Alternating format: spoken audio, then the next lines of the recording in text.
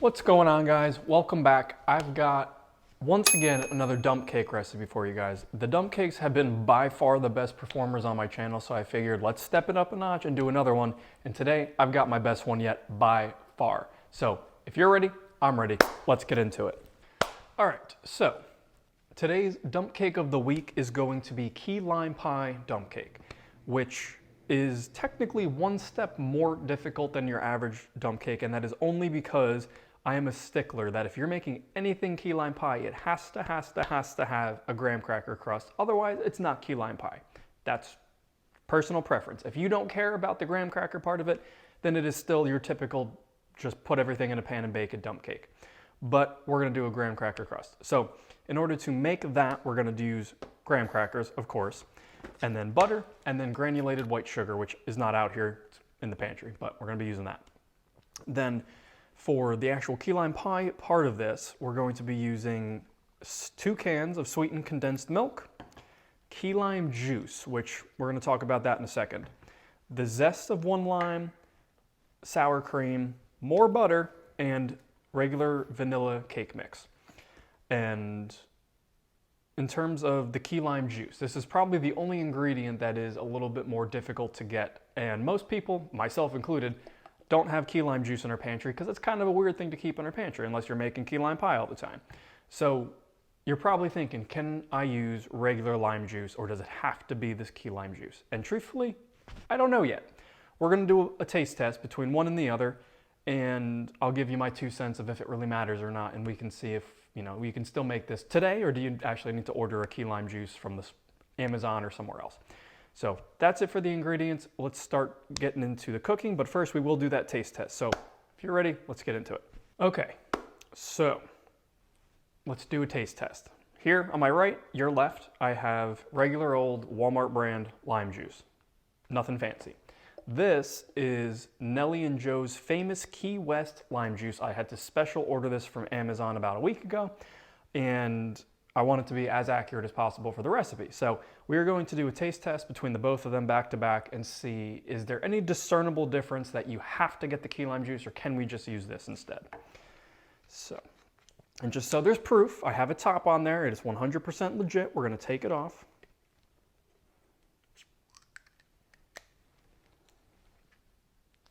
I will say, from a smell perspective, I actually do smell a difference. I definitely smell a difference, I'm not gonna lie. Let's give everything a good shake.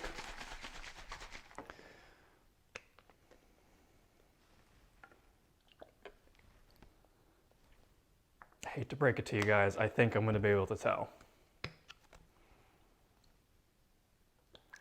All right, just from looks alone, the Walmart brand is a lot lighter. It's definitely more pungent, acidic. I don't know how to describe it, but there's a discernible difference. I'm not sure if I can show it on camera, but there is a difference just from a look perspective. So let's start with the Walmart brand.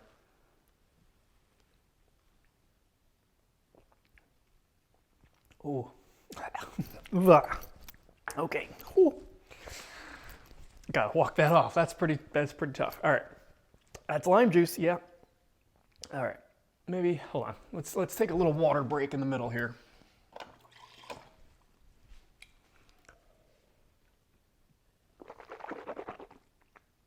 All right, clean palate, let's go down with the key lime juice. Oh, ooh, that's even worse. Wow, that's sour.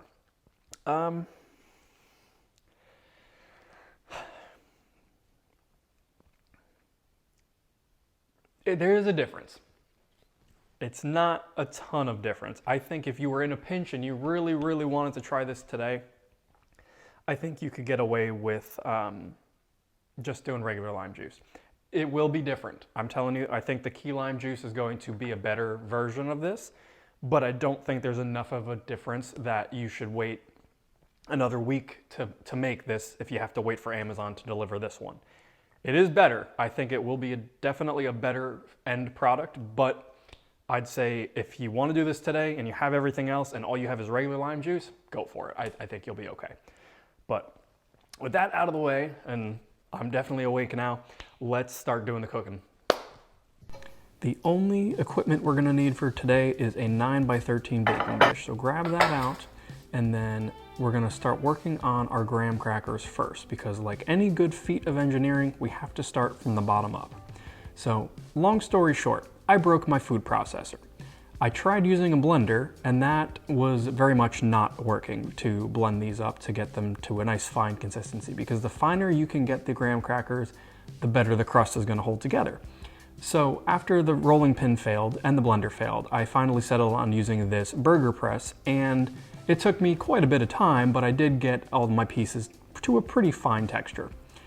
And once they're looking like this, ideally even smaller than this, we're gonna start combining everything together for the crust. So that includes getting a bowl ready, going down with our crushed graham crackers, doing your best not to make a mess like I did.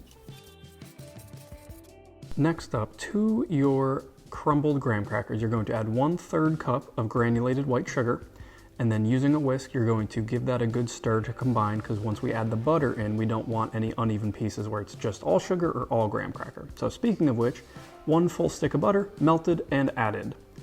Then using your whisk, once again, you're going to give everything a good stir. You may need to get your hands in here to get dirty, but I was able to do it without having to do that. Next up, take your baking pan and then add your crumbled up graham cracker mixture to it. And then this you are gonna have to get dirty for, I'm sorry. But using your hand, you're going to press it down pretty firmly. We wanna make sure that this is really, really set there, because this is gonna be kind of our base for the entire thing. And if this is weak, the entire thing's gonna fall apart. So make sure you are careful to get the corners really firmly in there. And then we're gonna start working on the key lime part of this dish. So 2 14-ounce cans of sweetened condensed milk. Make sure that you're scraping all the goodies out of there, because it has a tendency to stick. Once your sweetened condensed milk is added, we're going to go in with 3/4 of a cup of the key lime juice. You'll notice the color difference from regular. Next, we're going to add 2/3 of a cup of regular full fat sour cream. I'm just using regular Daisy brand sour cream here. Then we can add all of our lime zest from 1 full lime. Then using a spoon, try your best to mix everything together. I actually think a spoon is the weapon of choice here, because after probably about the first 2 minutes of stirring with the spoon, I tried using the whisk, as you'll see here, and all I did was make a mess. It didn't help combine anything any better at all, and I eventually switched back to using a spoon. And I still made a big mess, but I did think that I actually got things combined way better. So definitely recommend a spoon. And then we can set this mixture aside, bring back our graham crackers, and then go in with our key lime mixture. Once it's poured into the baking pan, we're going to do our best to kind of evenly spread it out and make as level of a surface with it as we can. It's going to help to ensure that every bite has a little bit of key lime in it and we're not having any empty bites.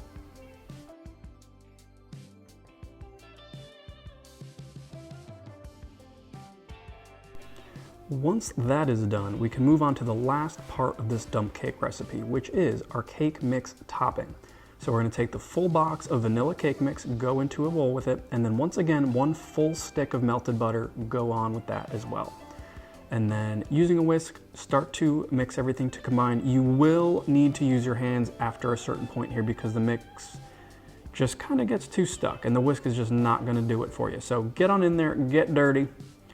And then you should have no powder. There should be absolutely no dry cake mix left, but your mix should kind of feel pebbly and soft to the touch, kind of like wet sand. Then bring back our baking pan and we can go on in with the crumble. And you don't want to pour it all in at once, because it's going to make it a little bit more difficult to spread it out evenly, but just take a couple of handfuls and start to sprinkle it over top. And then eventually it kind of all comes together and it looks, well, amazing, truthfully. And even at this point, even though it hasn't been baked yet, it smells so good from that key lime mixture. And I am gonna once again say, even though the key lime juice is a bit of a pain in the butt to actually get your hands on, I do think it's gonna be what brings this dish from good to absolutely next level. And now we're gonna take everything on our baking pan, go into a 350-degree F oven for 30 minutes. Are you mad that you're not getting any key lime pie? Are you mad that I won't let you eat the frogs outside? A little bit. Sorry. And Nala is making his channel debut today because I don't think I've ever shown him in a video yet, but here was him attacking my apron as I was taking a little break from cooking.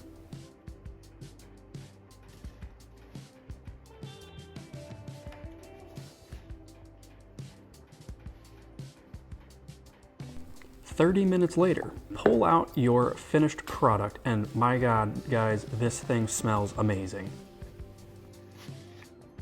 Now, without further ado, let's cut ourselves a slice and dig in.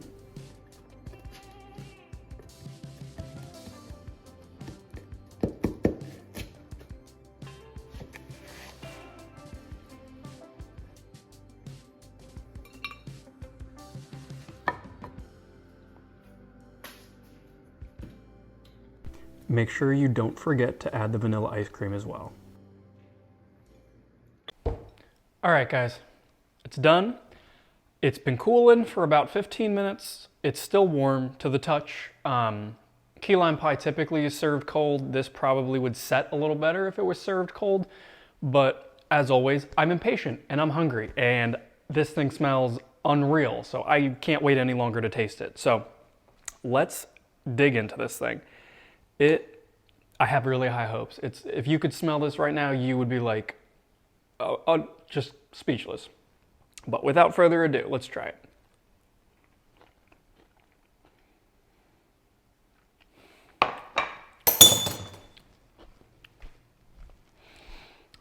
That is better than any key lime pie I have ever had in my entire life. Like, I'm speechless. I'm genuinely speechless. That is key lime pie times 70,000. I don't know what to tell you. This, you gotta make this. That is by far the best key lime pie, best dessert period I think I've ever put in my mouth. That's all she wrote. I mean, 10 out of 10. That, speechless. If you enjoyed the video, if you don't mind leaving a like and subscribe, it would help the channel immensely. It helps me grow and it helps me keep doing this every week, and I'm really enjoying doing this with you guys, so I'd appreciate it. Other than that, I've got a couple more videos planned for the next week coming up, so keep a lookout for those, and that's pretty much all she wrote. So thank you for joining me once again. I'll see you on the next one. Peace!